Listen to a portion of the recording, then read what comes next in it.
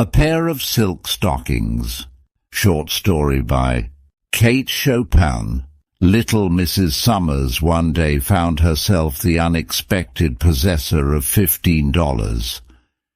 It seemed to her a very large amount of money, and the way in which it stuffed and bulged her worn old porte-monnaie gave her a feeling of importance such as she had not enjoyed for years.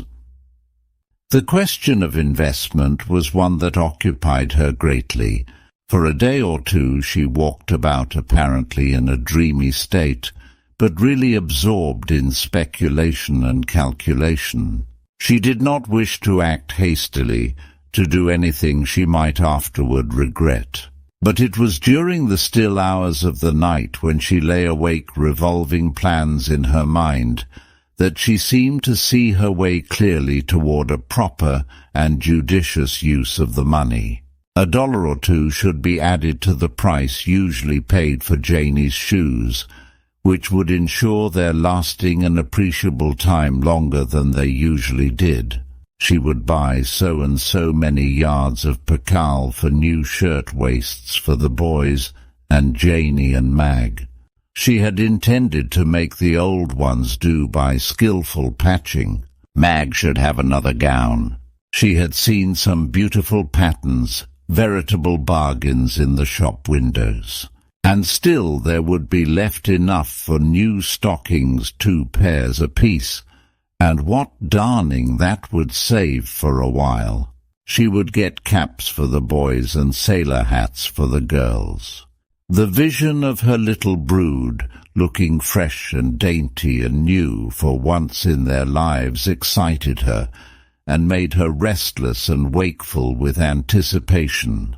The neighbors sometimes talked of certain better days that little Mrs. Sommers had known before she had ever thought of being Mrs. Sommers. She herself indulged in no such morbid retrospection. She had no time, no second of time to devote to the past. The needs of the present absorbed her every faculty.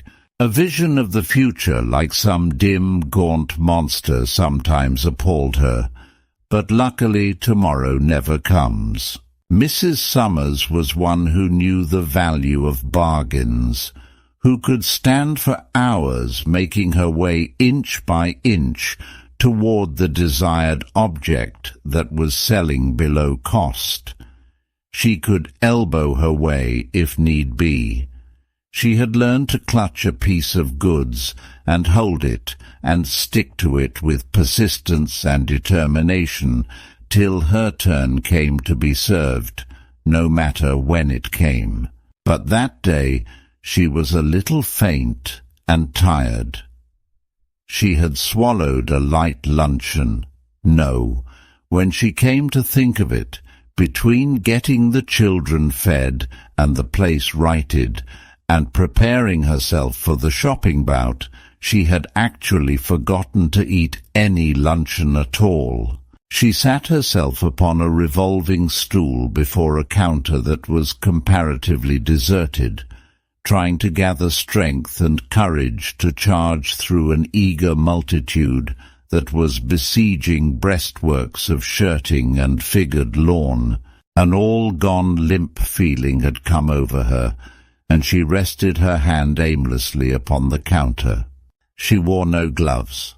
By degrees she grew aware that her hand had encountered something very soothing, very pleasant to touch. She looked down to see that her hand lay upon a pile of silk stockings. A placard nearby announced that they had been reduced in price from $2.50 to $1.98, and a young girl who stood behind the counter asked her if she wished to examine their line of silk hosiery. She smiled, just as if she had been asked to inspect a tiara of diamonds with the ultimate view of purchasing it. But she went on feeling the soft, sheeny, luxurious things with both hands now, holding them up to see them glisten, and to feel them glide serpent-like through her fingers. 2 hectic blotches came suddenly into her pale cheeks. She looked up at the girl. "Do you think there are any 8s and a half among these?"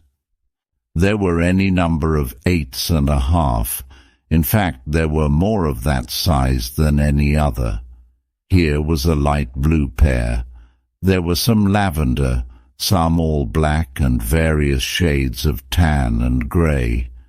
Mrs. Sommers selected a black pair and looked at them very long and closely. She pretended to be examining their texture, which the clerk assured her was excellent. $1.98, she mused aloud. "Well, I'll take this pair." She handed the girl a $5 bill and waited for her change and for her parcel. What a very small parcel it was. It seemed lost in the depths of her shabby old shopping bag. Mrs. Sommers, after that, did not move in the direction of the bargain counter. She took the elevator, which carried her to an upper floor into the region of the ladies' waiting rooms. Here, in a retired corner, she exchanged her cotton stockings for the new silk ones which she had just bought. She was not going through any acute mental process or reasoning with herself, nor was she striving to explain to her satisfaction the motive of her action. She was not thinking at all. She seemed for the time to be taking a rest from that laborious and fatiguing function, and to have abandoned herself to some mechanical impulse that directed her actions and freed her of responsibility. How good was the touch of the raw silk to her flesh! She felt like lying back in the cushioned chair and revelling for a while in the luxury of it. She did for a little while. Then she replaced her shoes, rolled the cotton stockings together, and thrust them into her bag. After doing this, she crossed straight over to the shoe department and took her seat to be fitted. She was fastidious. The clerk could not make her out. He could not reconcile her shoes with her stockings, and she was not too easily pleased. She held back her skirts and turned her feet one way and her head another way as she glanced down at the polished, pointed-tipped boots. Her foot and ankle looked very pretty. She could not realize that they belonged to her and were a part of herself. She wanted an excellent and stylish fit, she told the young fellow who served her, and she did not mind the difference of $1 or $2 more in the price, so long as she got what she desired. It was a long time since Mrs. Sommers had been fitted with gloves. On rare occasions when she had bought a pair, they were always bargains, so cheap that it would have been preposterous and unreasonable to have expected them to be fitted to the hand. Now she rested her elbow on the cushion of the glove counter, and a pretty, pleasant young creature, delicate and deft of touch, drew a long-wristed kid over Mrs. Sommers's hand. She smoothed it down over the wrist and buttoned it neatly, and both lost themselves for a second or two in admiring contemplation of the little symmetrical gloved hand. But there were other places where money might be spent. There were books and magazines piled up in the window of a stall a few paces down the street. Mrs. Sommers bought 2 high-priced magazines, such as she had been accustomed to read in the days when she had been accustomed to other pleasant things. She carried them without wrapping. As well as she could, she lifted her skirts at the crossings.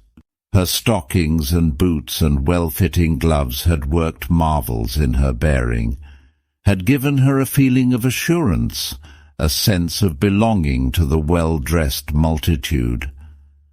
She was very hungry. Another time she would have stilled the cravings for food until reaching her own home, where she would have brewed herself a cup of tea and taken a snack of anything that was available. But the impulse that was guiding her would not suffer her to entertain any such thought. There was a restaurant at the corner. She had never entered its doors. From the outside she had sometimes caught glimpses of spotless damask and shining crystal, and soft-stepping waiters serving people of fashion.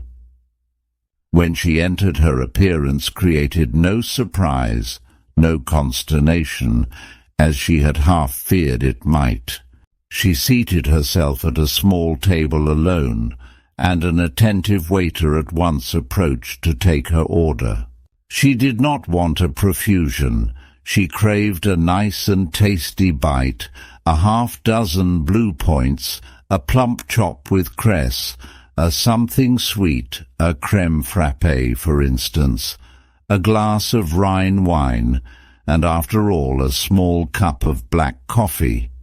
While waiting to be served, she removed her gloves very leisurely and laid them beside her. Then she picked up a magazine and glanced through it, cutting the pages with a blunt edge of her knife. It was all very agreeable. The damask was even more spotless than it had seemed through the window, and the crystal more sparkling. There were quiet ladies and gentlemen, who did not notice her, lunching at the small tables like her own. A soft, pleasing strain of music could be heard, and a gentle breeze was blowing through the window. She tasted a bite, and she read a word or two, and she sipped the amber wine and wiggled her toes in the silk stockings. The price of it made no difference. She counted the money out to the waiter and left an extra coin on his tray, whereupon he bowed before her as before a princess of royal blood. There was still money in her purse, and her next temptation presented itself in the shape of a matinee poster. It was a little later when she entered the theatre.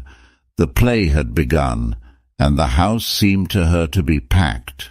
But there were vacant seats here and there, and into one of them she was ushered, between brilliantly dressed women who had gone there to kill time and eat candy and display their gaudy attire. There were many others who were there solely for the play and acting. It is safe to say there was no one present who bore quite the attitude which Mrs. Sommers did to her surroundings. She gathered in the whole stage and players and people in one wide impression, and absorbed it and enjoyed it. She laughed at the comedy and wept. She and the gaudy woman next to her wept over the tragedy.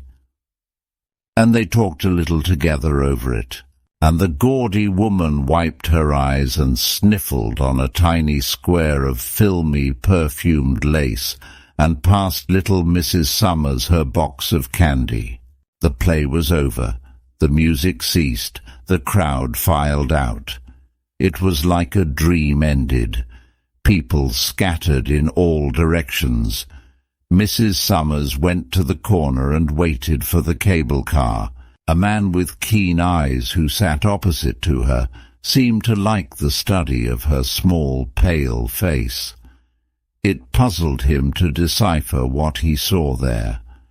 In truth, he saw nothing, unless he were wizard enough to detect a poignant wish, a powerful longing that the cable car would never stop anywhere, but go on and on with her forever.